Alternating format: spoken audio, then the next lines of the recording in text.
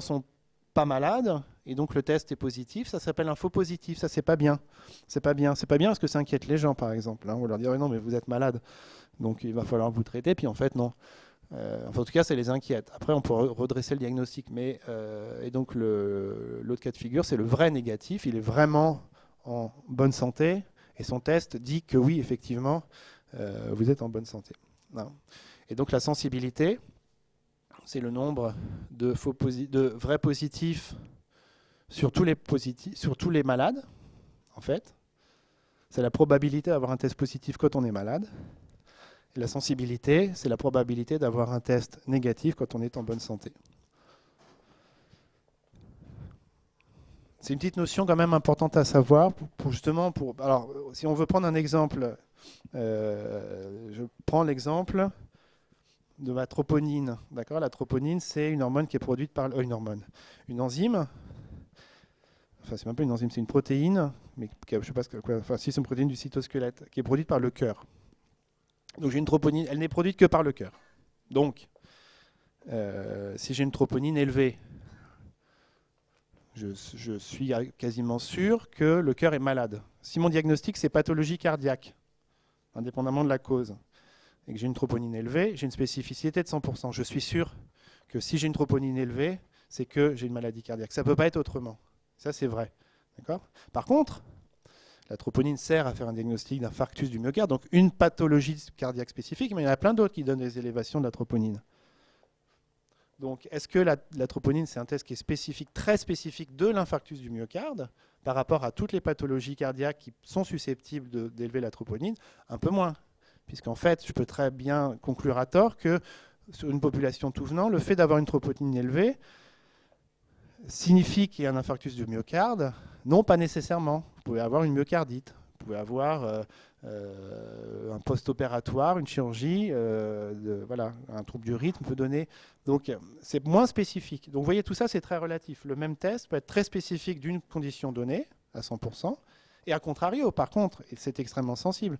En d'autres termes, si je fais mes tests correctement avec ma cinétique, si après une douleur thoracique pendant, je ne sais pas moi, 24 heures, j'ai pas du tout d'élévation de la troponine, j'ai une sensibilité absolue, je suis quasiment sûr qu'il n'y a pas eu d'événement cardiaque. D'accord ? Donc je ne me trompe pas, mon test est négatif et je suis quasiment sûr que l'individu est sain par rapport évidemment au diagnostic possible et pas sain en général. Hein. C'est aussi le diagnostic. Quand on dit maladie, oui, maladie présente, c'est une maladie spécifique, c'est pas la maladie en général. Hein. Vous avez compris ça. Et puis, bon, quand même que vous le sachiez, mais de toute façon, vous allez le rapprendre. Ça, c'est des critères qui sont intrinsèques au test. Hein.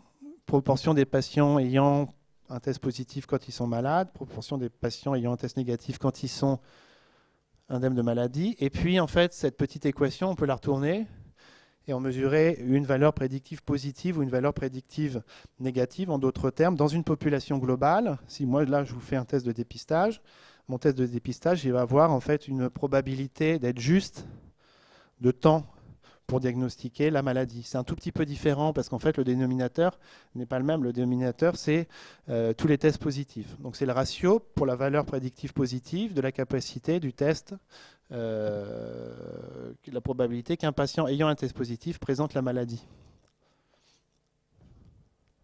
Donc là, on ne s'intéresse plus au test, on s'intéresse au patient. La grosse différence un petit peu conceptuelle entre la sensibilité, spécificité et valeur prédictive positive ou négative, c'est que sensibilité, spécificité, c'est une caractéristique intrinsèque du test. Donc c'est sa qualité de test, à faire le tri entre les positifs, négatifs au sein d'une catégorie malade et positifs, négatifs au sein d'une catégorie non malade. Et la valeur prédictive positive ou négative, c'est la prédictibilité du test. En d'autres termes, la capacité de diagnostiquer dans une population globale les gens malades alors qu'ils ont un test positif. Hein. Et donc le dénominateur n'est plus le même. Hein. Là, c'est les gens malades ou les gens sains. Et là, c'est les gens qui ont un test positif. Mais parmi ces gens qui ont un test positif, lesquels sont malades? Donc c'est quelque chose qui s'applique plus à des notions de dépistage et de population générale. D'accord ? Mais bon, voilà, c'est cette notion-là, vous allez la revoir, mais elle est obligatoire quand on fait de la biologie. C'est quelque chose qui est inhérent au développement des tests. Il y a toute une science, j'en ai pas du tout parlé, mais en fait, il y a toute une activité, les gens sont spécialistes de ça, de valider des tests biologiques, justement. Et puis, donc, voilà. Alors, il reste... Il est quelle heure? Parce que j'ai l'impression d'avancer. Enfin, j'ai 23 sur l'écran. Donc on a 5 minutes. On va passer vite, c'est un petit cas clinique pour que vous ayez quand même voilà, ce qui peut se passer. Donc des cas cliniques, vous allez en faire des tonnes. Et donc, c'est juste du tout, enfin, l'idée c'est pas de vous apprendre à raisonner, parce que encore une fois, c'est pas le but, mais c'est voir comment peuvent s'intégrer des examens biologiques dans un cas clinique. Ne le recopiez pas. Donc de garde en réanimation, vous êtes appelé au chevet d'un homme de 50 ans qui est hospitalisé en néphrologie pour l'évaluation d'une insuffisance rénale chronique, découvert fortuitement par son médecin traitant. Il vous appelle parce que le patient est encombré, il est gêné pour dormir, donc en fait il ne peut pas s'allonger, et il a une saturation d'oxygène au doigt qui est de 85%. Normalement on a 100%, en tout cas plus de 95%. Et puis on lui donne beaucoup d'oxygène au masque, et puis il se corrige à 100%. Donc en fait il a une détresse respiratoire. C'est un patient qui est malade, qui n'est pas très vieux, qui a les reins malades et qu'on retrouve dans la soirée en train d'avoir beaucoup de difficultés à respirer. Et en plus, en fait, il est en sueur, ses extrémités sont froides, il parle difficilement. Donc probablement, en plus, il a une défaillance circulatoire. Enfin, en tout cas, le fait d'être froid et d'avoir des troubles de conscience signifie que vous avez en fait en général un débit cardiaque qui est insuffisant pour vos besoins physiologiques. L'ampliation thoracique est faible, les muscles intercostaux se contractent et la respiration est abdominale. Ça, c'est des signes de grande fatigue respiratoire. C'est qu'en général, il fait marcher là, ça signifie qu'il fait marcher les muscles accessoires, un petit peu comme les nouveau-nés. C'est-à-dire que normalement, vous respirez avec le diaphragme. Et là, en fait, il est en situation d'épuisement.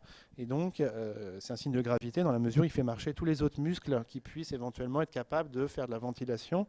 Donc, les muscles intercostaux, susclaviculaires, et il respire avec le ventre. Il y a des râles bronchiques, ça siffle un petit peu, il n'y a pas de douleur thoracique et il tousse mal. Donc c'est un patient qui a une détresse respiratoire aiguë sévère. Donc c'est vous qui allez vous en occuper. Et vous êtes tout seul. Donc en lisant l'observation, il est hypertendu. D'accord. Donc il a de l'hypertension, il est fumeur, non sevré. Et puis ça n'allait pas depuis quelques jours, il commençait à avoir du mal à respirer, mais uniquement pour les efforts. Donc on imagine que sa détresse respiratoire, en tout cas la cause de cette détresse respiratoire existait depuis au moins quelques jours. Et puis il a des reins petits, de petite taille. Enfin, en tout cas, il y a un rein qui est petit. Et puis on lui donne comme garde-veine, c'est-à-dire en fait dans sa perfusion, parce qu'il est perfusé, 2 litres de sérum physiologique par jour. 2 litres par jour d'un sérum qui contient 9 grammes de sel par litre, en fait, ce qui est beaucoup.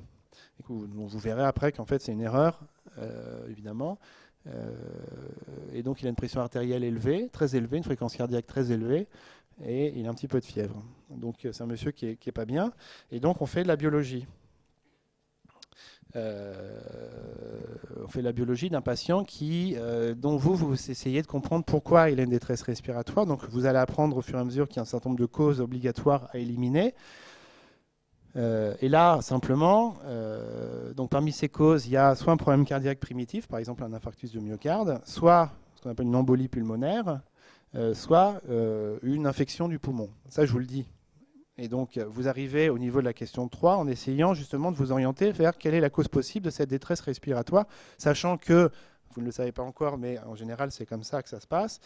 Dans un cas de figure comme ça, c'est soit un œdème pulmonaire, donc en règle générale un problème cardiovasculaire avec de l'eau dans les poumons, soit une embolie pulmonaire, donc un caillot dans l'artère pulmonaire, soit une infection, une pneumopathie ou une bronchopneumopathie. Et donc là, vos examens biologiques vont permettre de vous débrouiller pour essayer d'avoir des arguments en faveur de l'un ou en défaveur de l'autre, etc. Justement parce que vous ne pouvez pas tout traiter en même temps. Vous ne pouvez pas traiter 3 causes en même temps, évidemment.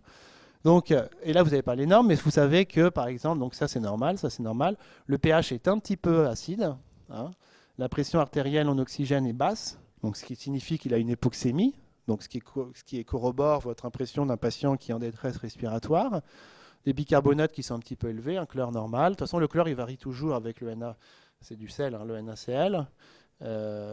Donc ça, c'est bicarbonate. Bon, la PCO2 est un peu élevée, donc hypoxémie, hypercapnie. Donc ça, c'est un marqueur de gravité de sa défaillance respiratoire. Ça ne vous dit pas du tout de quoi il souffre, ça vous dit juste que son état est grave, puisqu'en fait, il a du mal à faire ces échanges gazeux. Il élimine mal le CO2 et il s'approvisionne peu en oxygène.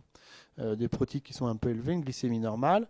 Le BNP, Brain Natriuretic Peptide, c'est un signe de souffrance cardiaque. Tiens, il a 750. Normalement, je pense qu'on est en dessous de 100. Donc déjà, là, vous vous dites, ah, là, il se passe quelque chose à ce niveau-là.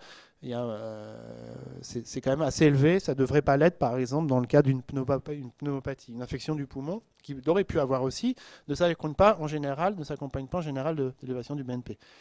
Les dédimères sont négatifs, ça c'est très important parce que ça veut dire qu'il n'a pas d'embolie pulmonaire. Or, c'était un des diagnostics que vous cherchiez absolument à éliminer, en tout cas que vous aviez évoqué, que vous êtes obligé d'évoquer dans une situation comme celle du patient qui est au lit et qui a une détresse respiratoire. Et donc, vous avez fait ce test-là, vous verrez après plus tard à quoi ça correspond. Néanmoins, le fait que ce soit négatif avec une sensibilité très importante vous élimine en théorie le problème d'embolie pulmonaire. Déjà, vous êtes content. Vous êtes content parce que sur les 3 diagnostics que vous avez suspectés, il y en a un dont vous n'avez plus à vous occuper. Donc, ça simplifie un peu la tâche. Et en plus, vous vous orientez quand même vers un problème cardiaque.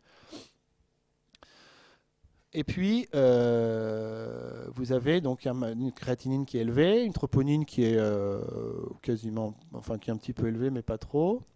Et puis le reste qui est sans particularité. En particulier, vous n'avez pas de globules blancs élevés, ce qui est un argument contre le fait d'avoir une infection pulmonaire sévère au moins. Donc là, après on va arrêter là. Simplement, vous voyez des examens biologiques dans un tableau clinique un peu urgent et un peu complexe. Vous avez besoin d'avoir en fait de vous aider dans votre orientation.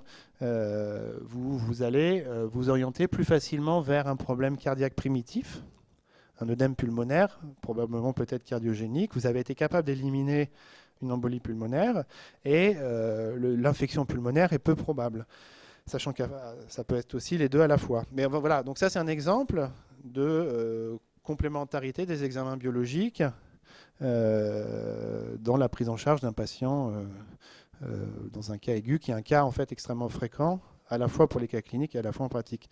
Oui, tu avais une question. Alors, l'hémoglobine, où est-ce qu'elle est? Elle est à 11 grammes, pour un homme, elle est peut-être un tout petit peu basse, mais après, ça c'est typiquement, par exemple, l'interpréter en soi, c'est extrêmement compliqué dans la mesure où, par exemple, un patient chez qui on perfuse, par exemple, beaucoup de liquide, comme c'est le cas chez ce patient-là, ça peut diluer un petit peu. Donc ça ne veut pas nécessairement dire qu'il a une anémie, mais par rapport aux normes de l'homme, effectivement, c'est pas tout à fait normal. Mais après, c'est un examen qui, tu vois, typiquement, n'a pas de sens par rapport à ton diagnostic, aux 3 diagnostics que tu cherches à évoquer. Ça, tu le mets de côté. Tu dis, ouais, tiens, effectivement, elle est un peu basse.